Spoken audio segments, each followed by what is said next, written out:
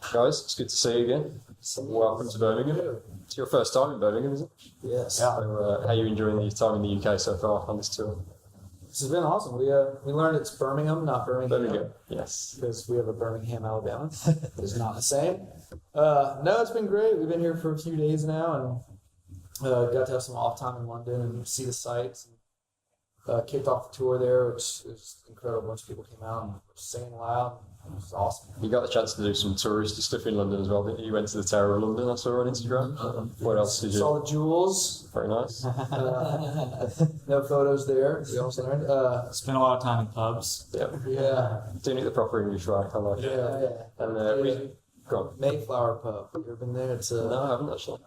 Mayflower Pub, or Mayflower Pub, I guess it's where like the Mayflower used to dock before, like it was like a shipping port. Right.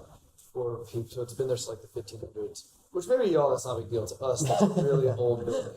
It's the oldest pub on the river. Yeah. Seriously, I need to go check that out. It's really cool. But we saw you guys at C2C last year, I think it was, and you guys went down so well at that festival, literally on social media. Everybody was going, LANCO incredible. So tell us a little bit about that experience from your point of view and how that kind of lit the fire to come back over here. Yeah, that was C2C was what lit the fire for us to come back because we had never been over here before. And we knew we would enjoy it. We knew if even a few people showed up, we'd have a great time. And we kind of pumped ourselves up for that mindset of like, you know what, if 5 people show up, let's just give them the best show. And they'll tell 5 of their friends and we'll just keep coming back and whatever. But from the first show on, everyone was coming out and singing the songs. And yeah, everyone was hitting us up on social media. And so it was, we didn't even leave. We hadn't left C2C yet before we were on the phone with our team saying, hey, we got to get back here as soon as possible. You know, we started this Halloween Nights tour in the States, and it's like, all right, we're really proud of this tour. We got to take it to the UK because we have a fan base there that we've got to get to. So, yeah, C2C was incredible, and I'm so glad it kind of opened the door and opened our eyes to the fan base over here. And it's a big year for you guys last year, generally touring-wise, because you went on the road with Dirks and Brothers Osborne as well, didn't you? So tell us about sharing the stage with those guys every night and how much fun that was. It was, for one, it was amazing to be able to watch their shows every night because there's things that we learned from both those acts. Dirks is just an incredible entertainer, so we could pick up some tips from that.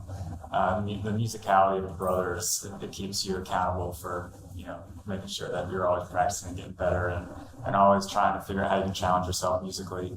But also, we were already friends with them before the tour started, so it was just like a whole summer of pretty much just hanging out and playing shows at night. Yeah, very cool. Now, bringing you up to date, you played Stagecoach recently, didn't you? So tell us about that, because we've never been to Stagecoach. We don't know much about it. So Stagecoach is great. It's hot. For one, when we landed and hopped off the plane, we're coming from Chicago, which there was a snowstorm, and we landed and it was 102 degrees, and so it was very, very hot until we took the stage. And we took the stage, it was like 80 degrees, and there was a breeze, and it was perfect. And I remember looking out, and there was just a sea of people flailing, during the whole show. And so it was a great experience, man. It was definitely a great festival to play at in California, and it's in the desert and with the mountains surrounding palm trees and just a beautiful area. very nice. There were literally like tens of thousands of people watching our set. You could just, as far as you could see. And I that night I saw a picture of our set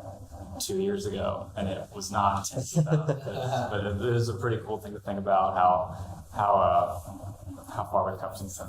And speaking of outdoor festivals, you're coming back to the UK in September, aren't you, to do the Long Road Festival. Yeah. So have you heard much about that festival at all, and how much are you looking forward to doing that? We've heard a little bit. We've heard good things.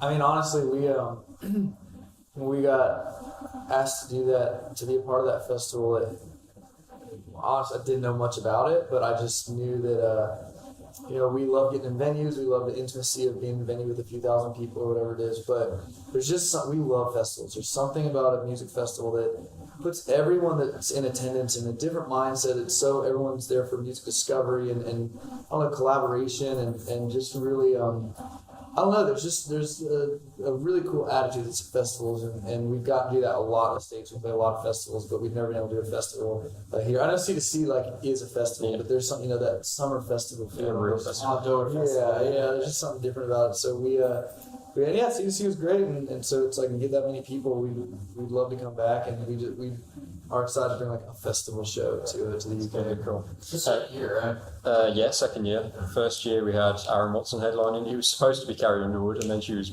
ill on the week, so she had to drop out. But it's a really, really cool festival, so you guys are going to love it. And congrats on your ACM win recently as well, new group of the year. That must have been huge news for you guys. And tell us about that phone call from Carrie Underwood. Yeah, speaking of Carrie, it was crazy. We actually were playing a show that night, and it was a tour manager. I don't mind surprises, but that everyone on our team apparently really wanted to surprise us, and they succeeded because we were at sound check, and I was trying to figure out something on my guitar, and our tour manager just told us, "Hey, this girl from this festival has some questions for you." It's like, all right, she was like 10 minutes to after sound. I gotta figure this thing out. We're just in sound check mode. He's like, no, she's right here, and just put this girl on speakerphone, and it's like, hey, is everyone there? I'm like, yeah. So we got this Carrie Underwood. Like, yeah, I can put my guitar. I'm like, hang on, I gotta put my guitar up. I'm literally about to like answer questions. I don't think they were like technical questions. I thought I was tired. I was still in my pajamas. I wasn't really thinking. Hadn't had my coffee yet. And I was like, all right, this is so weird. But then, yeah, the phone call was someone was Carrie Underwood saying, hi, I'm Carrie Underwood, which was confusing. And then saying, you've been awarded an ACM for Best New Group of the Year, which is also surprising. And you're at sound check, you're in your pajamas, she's calling, and it threw us off. There was so much shock, legitimate shock. We honestly were speechless. But luckily, we were playing a show that night, so we got to celebrate the best way we know how, which is playing music. Are the awards important to you guys? Because, everybody says, oh, we don't do it for the awards. But really, deep down, does it mean a lot to you to do that? We don't do it for the award by any means, but it is really nice to have like a physical representation of our hard work. Because we've been at it for a while. And we did it a long time without any recognition, even before we were signed and all that stuff. So it's awesome to have that, something tangible to just, know that it's paying off. I was sitting there today, we were talking about the ACM, and first time we ever went to the ACMs, we were so excited. We did some interviews and played a show and then had to leave. We didn't even get to go to the show. And I was like, man, if you could go back in time and tell that guy back then, you're just happy to be there. I'd never been to Las Vegas, it was just cool. And you could tell that guy, hey, sorry, dude, I totally saw that. And I was like, I wonder what was coming. I wonder when this is going to stop. I'd rather you did that. Sorry.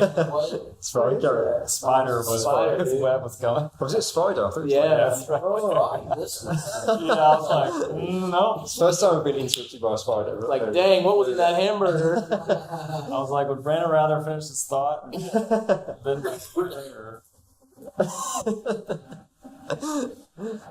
There you go. It's also it's fine. As you were saying, not all heroes wear capes. If I didn't, I was just going to be looking at that dead spider. No. Should I start over? Or should I, You were telling a story about the awards. No, I remember what I was saying. Just if you're going to use the audio, now do I have to start all? No, we'll do it all in one. This is uncut. Just carry on. Now he does. Just carry on. Oh, when I said no, to not Chandler going. I'm keeping this completely uncut. It's going to be cool. But yeah. Anyway. Yeah, if you would have told that guy that you'll be back in Vegas and you'll get to go to the show, and then not only will you go to the show, you'll leave with an ACM award. I would have had a lot less anxiety back then. Yeah, and if you would have told me 30 seconds ago that in the middle of this a spider would be attacking my head, so who knows what the future first time for holds. everything. Yeah. First time for everything. But I want to speak to you guys about the Brooks and Dunn collaboration. Mama don't get dressed up for nothing, because in terms of song selection, that wouldn't be one that I instantly go to and say that has to be on a special project. But tell us about how that one came about for you guys. Yeah, we got offered the opportunity to do that, and there was a list of songs, and there were a lot that were really great. Some of the big ones were already taken. Luke Combs got to before we could. But I mean, Mama Don't Get Dressed Up, that was a big song for them. But the biggest thing with that song is when you listen to it, now when you listen to Brooks and Dunn, they just sound like such iconic country. It's like classic country. But really, back then, that was a progressive sound. That was fusing this blues rock riff, which wasn't in country a lot, and it was just rocking, man, guitar solos and everything, and fusing that with a country lyric, which just was interesting to us because that's kind of, that's what people are still trying to do today. That's something we kind of take these other influences and these rock influences and put them into a country influence thing as well. And so it just seemed, I don't know, I honestly was thinking, I was like, man, if LANCO was cutting in the 90s, I wonder if this is what we would sound like just heavy guitar solos and whatever. So I thought, and it's honestly, they also were the icons of that honky tonk era, that line dance and honky tonk, kind of barn burner type song. And I just thought that song really represented Brooks and Dunwell, and we'd be happy doing any song with that. But that was a fun one to do. Cool. And I'll speak to you guys about the new single as well, Rival, which we're absolutely loving. So tell us a little bit about that one, because it's very much kind of social media driven and people not always being on your side, per se. Yeah. So tell us a little bit about the inspiration for that and where that came from. Yeah, that song started real naturally. It actually started with us being on the road with Dirks. We had just played a show. We were on that tour, and we had like a little studio in the back of our bus.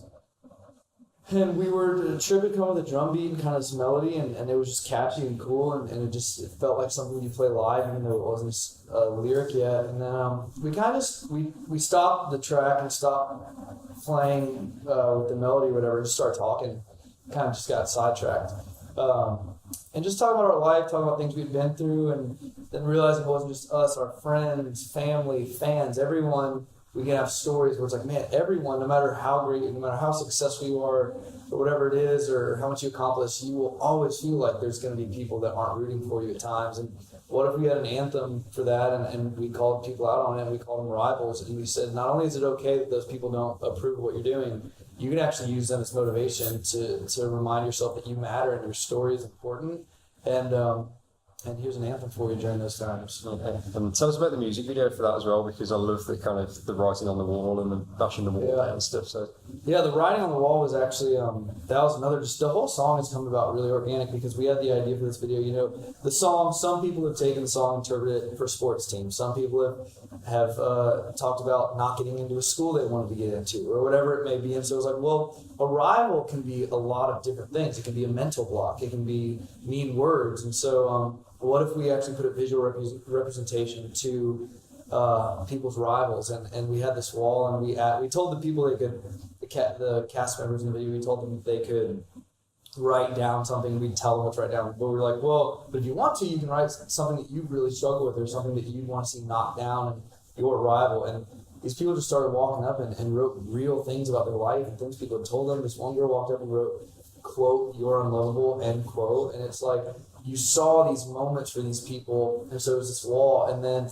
it was such a cool moment on set because we wrote rival on the wall and then knocked it down, and it turned into literal celebration. It wasn't just part of the video. Everyone started cheering and clapping and just going crazy because you got to see all those things that had stopped you in your life literally crumble and walk over the ruins of. And so that was a powerful moment, and it's definitely, for me, the most powerful moment we ever had shooting a music video. that's amazing. So how far down the line are you with a new project now? Because I mean, it's crazy to even be thinking about a new project when the last album was just last year. But Yes. you must be very focused on that now. We've been in the studio for several times already. You know, we have a pretty good project put together, but I think, you know, we want to get in the studio later on this year and finish up, top some loose ends, figure out, you know, a couple more songs that we want to have on the project, and you know, it's close to being done. It's just now we're doing the artist thing where it's never done until it's packaged.